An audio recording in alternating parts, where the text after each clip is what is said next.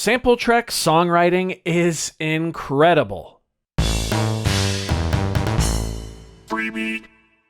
Hey, how's it going, everybody? Welcome to Freebeat, where I post new music-related content every single day, so if that sounds good to you, hit that subscribe button, ring that notification bell. Today's patron shout-out goes to John Gilbert. Thank you so very much for the support.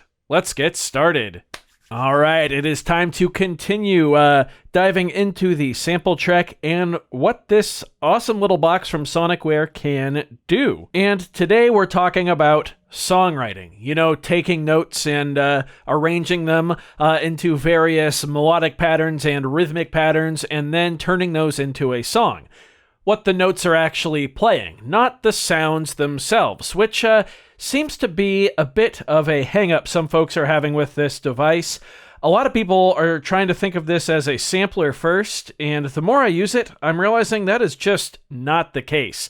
While yes, it does have a sampler built in, this isn't going to replace something like the MPC or the SP404. Nothing like that. No, this is its own device, and it's all built around this arrangement view, basically, this songwriting view. This is a songwriter's dream, in my opinion. This device is just wonderful for jotting down ideas, writing music, and then you can export them into your DAW to finish them. Let me kind of explain what I mean about the overall songwriting process. So I've got a blank project pulled up on the SmplTrek, and if we use the down arrow, we can see on the left-hand side there's a column of 10 different tracks, and then 3 global tracks. Those 10 tracks can turn into really whatever we want. There's instrument tracks, which you can have up to 4 of. That's a polyphonic sample played chromatically on the keyboard. There's one-shot tracks, which are exactly what they sound like. It's a whole track that's just one sample, a one-shot, and then you can sequence that however you want. There are drum kit tracks, which you can now, as of the latest update, have up to 4 of. And kit tracks are a collection of 15 different samples played across the pads. Can be whatever you want. Then there are also MIDI tracks, which are used to sequence external MIDI gear, and looper tracks, which are used to play loops. You get up to 10 total of any of those different types of tracks, with the only restrictions being up to 4 instrument tracks and 4 drum kit tracks. Then those 10 tracks are sequenced across 16 different scenes, which are at the top going horizontal. You can see me scrolling through all 16 of those now, and then it just goes back to 1. That's how you make your song. So it's kind of like Ableton almost, in that you have different clips for each track for each scene. So right now I'm on track 1, scene 1. Now I'm on track 3, scene 3. Now I'm on track 5, scene 3. Now I'm on track 5, scene 2. Track 6, scene 4. You get the idea. If you navigate to the top to the actual scene number and press OK, you can go into the scene settings, or you can just hold function and press buttons 1 through 16, which also correspond to scenes in this case. In our scene settings, we can set number of bars for the scene to keep going through. So 128. Now that's a little deceiving because a clip within a scene can only be 128 steps, but you can have those repeat and go on for a long while. As you can see, they're up to 128 measures with a time signature available as well, which is super cool. We can go into anything from 2/4 to 15/8. Would love to see some 16th note time signatures in there. That would be cool for an update. Then if we look at value C here, we see the number of times we want our scene to repeat. And then don't really worry about enable. That's just if the scene is on or off. Again, since we're dealing with scenes, that's the entire column of all of our tracks.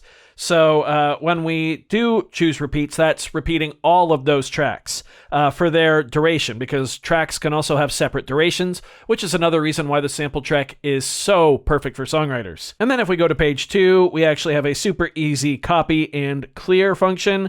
So you can copy to whatever scene you want. You can copy entire scenes. Really cool to make easy variations. And then if we just click in B, you can clear a scene pretty easily. So that's how scenes and tracks work. Really, really cool. However, if we navigate all the way down to the bottom here, we find our global audio tracks, and we get 3 of those. These, as you can tell, are not really set up into clips, but are meant to be longer pieces of audio that span the entire duration of our entire song. And these are typically going to be like vocals or an external instrument performance like a guitar or piano, live drums. On its own, this feature is really, really cool, allowing you to have some really, full-featured songs. Like I said, vocals is a big one for the global audio tracks.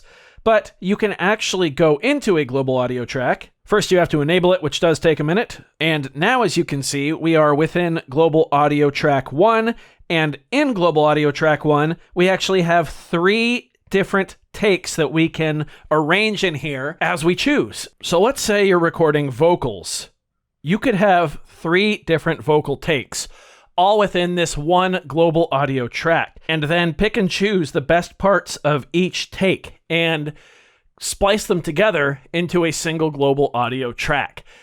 To have that in a hardware device that is also battery powered with a built-in speaker, I mean, come on. You can do so much with this. And remember, those 3 takes are just within Global Audio Track 1. If we come back out, we still have 2 more global audio tracks. So you could plug a guitar into the back here, or a piano, or whatever, a microphone, and record. I mean, the possibilities here are absolutely insane. It's also got an onboard microphone. Just incredible for songwriting. Now, I did want to include an example, but starting from scratch would make this video run on for way too long, in my opinion. So let's just go ahead and load in something that I've already got here. We're going to load in a different project.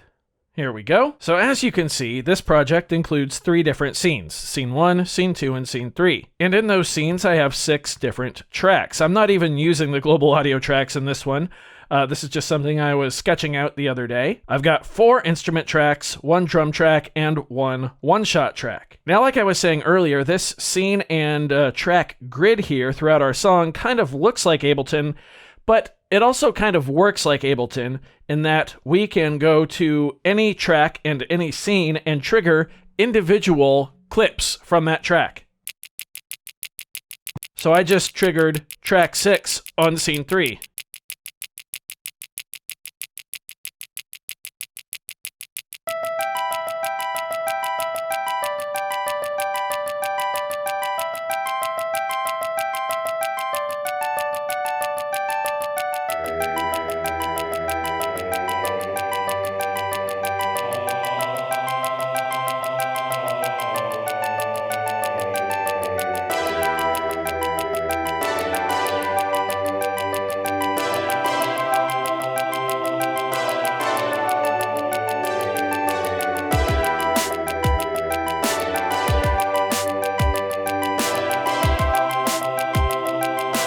All right, you get the idea. That was all different tracks inside Scene 3. However, we can also launch entire scenes just by pressing our corresponding scene button. So let's launch Scene 3.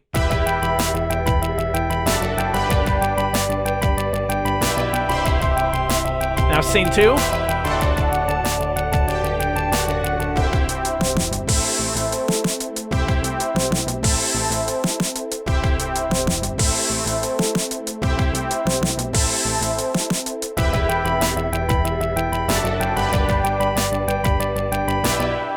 So you get the idea. It's pretty cool how it works. However, we can also treat it as a traditional song mode and just press play. Really quick before I do that, when I do hit play, it's going to start at Scene 1 and then move this way through all of them. And it's also going to be following the length and repeat rules that I have set up for each of those scenes. So let's go into Scene 2 and actually change the repeat number to 2 there. There we go. And then let's go into Scene 3, make sure everything's good there. Yeah. Okay, cool. As it's going, watch the progress of not only the different clips, but the scene itself, okay? You'll see what I mean in just a second. Let's go.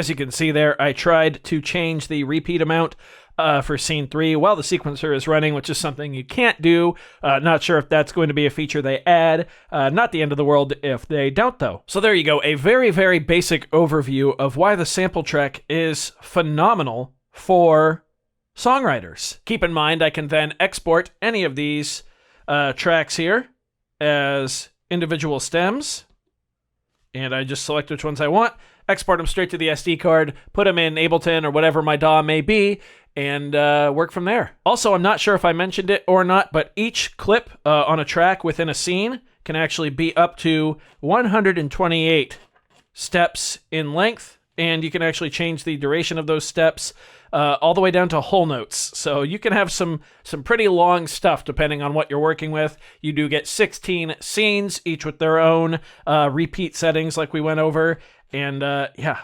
There is just a ton here, not to mention those amazing global audio tracks that we will be diving into fairly soon in the future. I do hope you found this video informative or at least entertaining. If you did, be sure to leave a like on it. If not, you can always leave a dislike. That's okay too. Doesn't hurt my feelings. Just makes me try that much harder next time. Either way, be sure to hit that subscribe button, ring that notification bell. Thank you all so very much for being here. Thanks for watching. We'll see you next time. Bye.